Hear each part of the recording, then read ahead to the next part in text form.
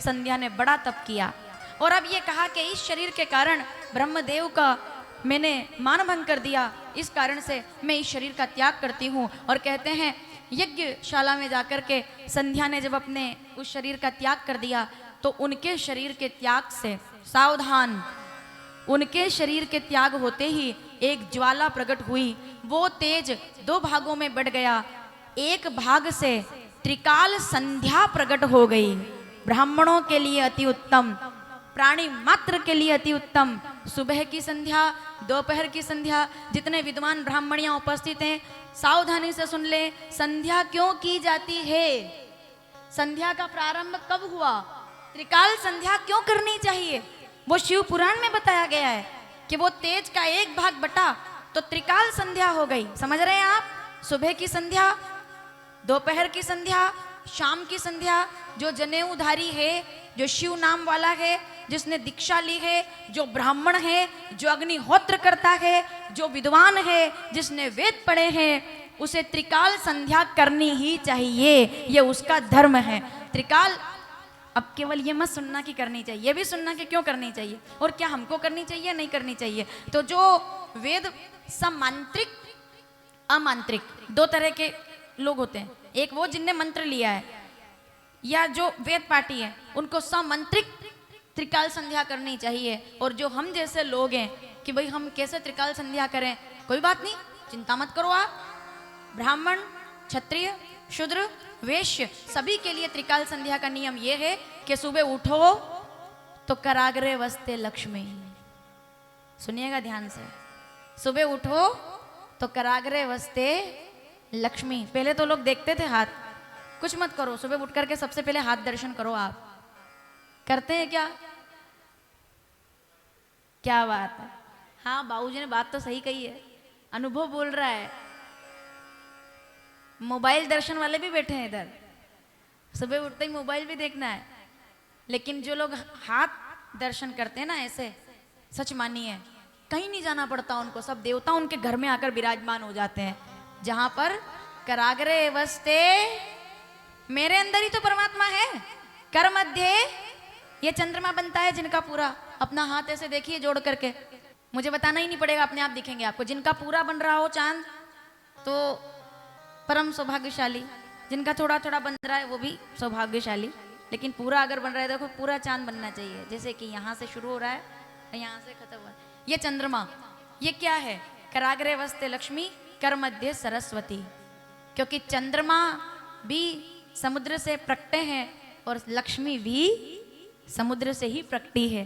तो इसके कारण से कर मध्य सरस्वती, कर मूले च गोविंदम, प्रभाते कर दर्शनम। सब तो आपके हाथ में है, सब देवता तो आपके पास है, फिर भी ना कोई दर्शन करे, फिर भी रोता ही रहे, परेशानी होता रहे, तो भगवान भी फिर क्या करे?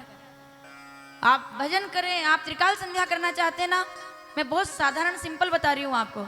सुबह उठिए, सबसे पहले अपने हाथों का दर्शन कीजिए, पृथ्वी को प्रणाम कीजिए। दोपहर हो जाए, त्रिकाल संध्या किसको कहते हैं? संसारियों के लिए। दोपहर हो जाए, अब त्रिकाल संध्या कैसे करोगे आप? अब हर समय तो भगवान के सामने नहीं बैठ सकते, कोई बात नहीं, कोई भी बात नहीं, हम आपके लिए सरल कर देते हैं ना। आप संध्या करने तो नहीं बैठ सकते, भोजन करने तो बैठते होंगे ना दोपहर में। अब लगभग सभी बैठते हैं। तो जब भोजन की थाली सामने आए, भैया एक नियम तो बनाना पड़ेगा आपको, ये मेरी दक्षिणा है शिव पुराण की। एक नियम तो आप बनाओगे कि जब भी भोजन की थाली सामने आए, दोपहर में भोजन हम लोग करते हैं, भोजन की थाली सामने आएगी तो सीधे हम ऐसा नहीं कि खाने लग जाएं, हम दोनों हाथ जोड़कर अपने ईश्वर को, हमारा उदर पूर्ति करने के लिए, ये अन्न भगवान जो सामने आए हैं इनके लिए ईश्वर को प्रणाम करते हैं। ये दोपहर की संध्या है। आई मेरी बात समझ में आपको? बिना ईश्वर का ध्यान किए अपने बच्चों को भी सिखाओ आप। अब मैं थोड़ा सा क्या है कड़वा बोलूंगी और आपको फिर ऐसा लगेगा कि ऐसा बोल रहे हैं। हम क्या बात करें? आप मोबाइल में कार्टून ना लगाओ तब तक आपका लड़का भोजन नहीं करता है। गलत बोल रही हूं तो बता देना आप।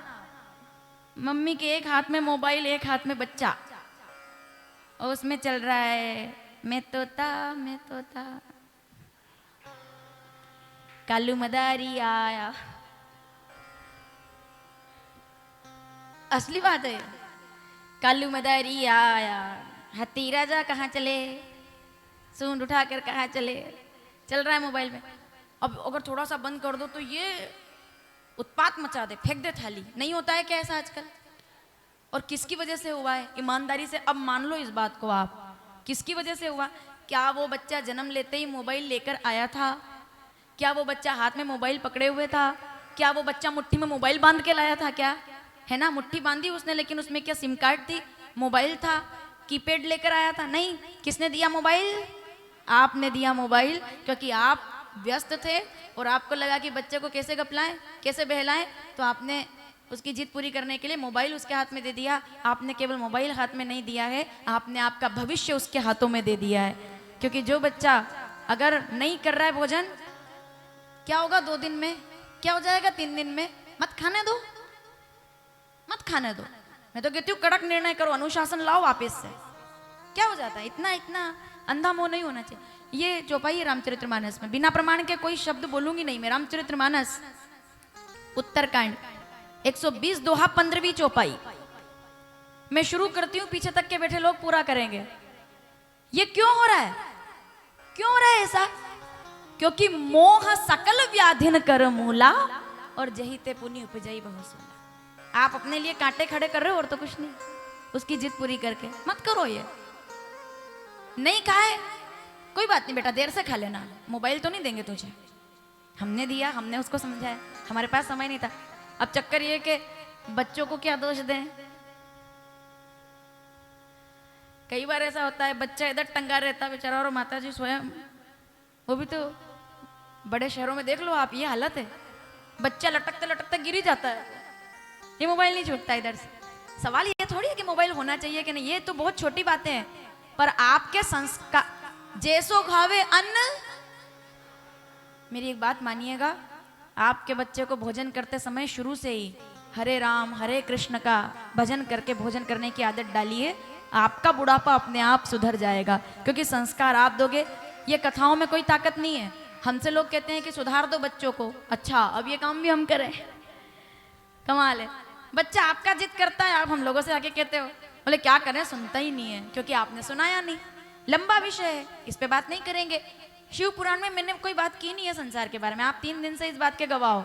भागवत में तो हम करते रहते हैं इधर उधर बातें, कुछ ना कुछ समाज से जुड़ी हुई। शिव पुराण में मैंने कुछ बोला ही नहीं। ये पहली बार है आज कि मैं इतना बोल रही हूँ, वरना मैंने कथा पे ही ध्यान दिया पूरा। पर अब चक्कर ये कि ये भी कथा ही है। आपके बच्चे आपकी कथा है, आपकी बनाई हुई कथा है। आपके बच्चे जब वो समाज में निकलेंगे, आपको परिचय नहीं देना पड़ेगा, आपका बच्चा आपका प्रतिबिंब बन करके समाज में आपका परिचय देगा कि ये मेरा बेटा है, ये इनका बच्चा है। इसके लिए जरूरी है संस्कार, बहुत जरूरी है। और ये आप कर सकते हो, अच्छी आदत डाली। पर वो कब डालेंगे आदत? जब आप प्रार्थना करेंगे, जब आप भगवान का नाम लेंगे, तब आपका बच्चा भी अपने आप। त्रिकाल संध्या कीजिए, सावधान। पहली संध्या प्रातः दर्शन, ये संसारियों के लिए। हमारी संध्या ठीक है, हम तो कर लेते हैं। आपके लिए दूसरी संध्या भोजन के समय भोजन मंत्र। अन्न ग्रहण करने से पहले विचार मन में करना है, किस हेतु से इस शरीर का रक्षण पोषण करना है। हे परमेश्वर एक प्रार्थना, क्योंकि मैं तो शिशु मंदिर की छात्रा हूँ, तो हमारे अंदर तो ये कूट कूट के भरा हुआ है। हमने ट्विंकल ट्विंकल लिटिल स्टार पढ़ा ही नहीं, हमने तो यही पढ़ा है कि अन्न ग्रहण करने से पहले क्या है? परमेश्वर एक प्रार्थना नित्य तुम्हारे चरणों में। क्या है प्रार्थना? लग जाए तन मन धन मेरा मातृभूमि की सेवा में, मैं सदैव सेवा करता रहूं और यही अन्न मेरे हृदय को और मेरे शरीर को शक्ति प्रदान करे, और ये जरूरी है। तो इसी से ही त्रिकाल संध्या की दूसरी संध्या पूरी होती है। और तीसरी संध्या संसारियों के लिए ये है कि जब सूर्यास्त हो सब काम बंद कर देने चाहिए, रसोई में काम नहीं करना चाहिए, कलम बंद कर देनी चाहिए, हो सके तो अपनी दुकान पर भी थोड़ी देर के लिए स्थान छोड़ देना चाहिए, और दोनों हाथ जोड़ करके, क्योंकि शाम हो गई है, तो हे ईश्वर इस संध्या काल में मैं इस पूरे दिन के लिए आपको प्रणाम करता हूँ, और अगला दिन भी मेरा आए इसके लिए आपसे प्रार्थना करता हूँ। ये त्रिकाल संध्या आपकी पूरी हो जाती है।